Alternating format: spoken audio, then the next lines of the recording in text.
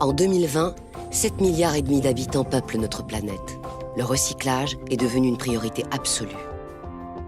Les centres de tri sont devenus de véritables concentrés technologiques.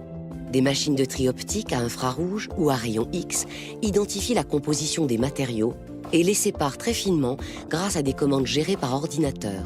Papier, plastique, métaux ferreux ou non ferreux sont ensuite envoyés dans les différentes unités de transformation matière.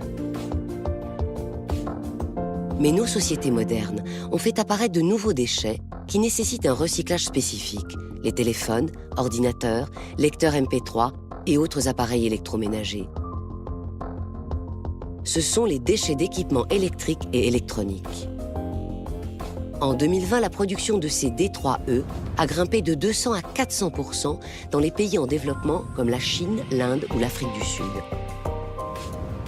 Or, ces appareils contiennent des matières premières précieuses comme l'europium, le néodyme ou d'autres terres rares. Ces fameux métaux stratégiques utilisés dans de nombreux alliages, pour les avions par exemple. La Chine posséderait près d'un tiers des réserves planétaires de terres rares, mais assure plus de 90% des exportations mondiales.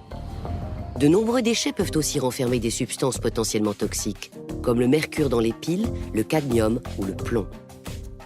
Face à ces nouveaux enjeux, les chercheurs ont mis au point de nouvelles filières et techniques d'extraction et de recyclage de ces composants rares et complexes. L'essor des voitures électriques pose aussi un défi, le recyclage des batteries au lithium. Cet élément chimique est présent à peu d'endroits dans le monde et ses principales réserves restent évaluées de manière incertaine. Les chercheurs ont ainsi élaboré des procédés hydrométallurgiques pour l'extraire et le recycler. Une véritable alchimie qui évite l'extraction et le transport d'importantes quantités de minerais.